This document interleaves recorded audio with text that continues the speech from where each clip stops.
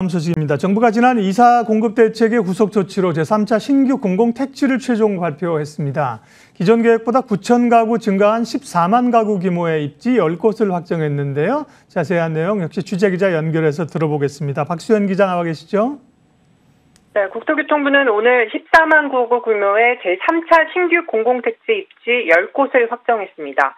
앞서 올해 상반기 광명, 시흥, 부산, 광주, 울산, 대전에 11.9만 가구의 입지를 확정했는데요. 이번 발표까지 포함해 총 26만 가구 주택 공급 대책이 완성됐습니다. 우선 의왕, 군포, 안산, 화성, 진안 두 곳이 신도시 규모로 조성됩니다.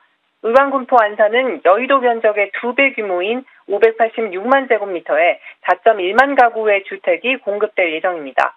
화성, 진안의 경우 452만 제곱미터 규모의 2.9만 가구를 공급할 예정입니다. 이외에도 인천 9월, 화성, 봉담 두 곳의 중규모 택지와 남양주, 진건, 양주, 장흥 등 세 곳 등을 신규 공공택지로 추진합니다. 지방권에는 총 2만 가구가 공급되며 대전, 죽동, 세전, 조치원 등 소규모 택지 3곳도 추진합니다.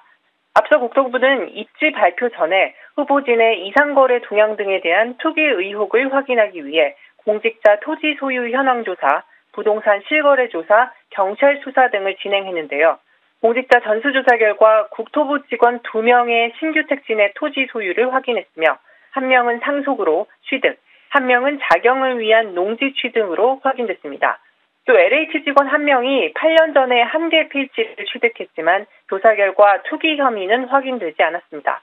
경기도시공사, 인천도시공사는 토지를 소유한 직원이 없는 것으로 조사됐습니다. 이번에 발표한 공공택지는 토지거래 허가구역으로 묶여 투기성 토지거래가 차단됩니다. 앞으로도 미공개 내부 정보를 이용한 불법 행위에 대해서는 부당 이득에 비례해 가중처벌 등 엄정한 조치를 취하겠다는 방침입니다.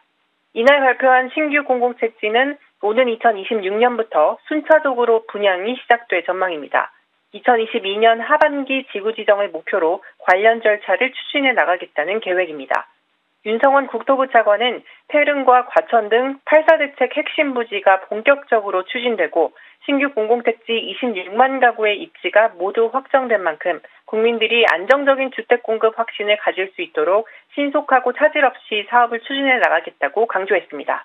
지금까지 보도국에서 박수현 기자입니다.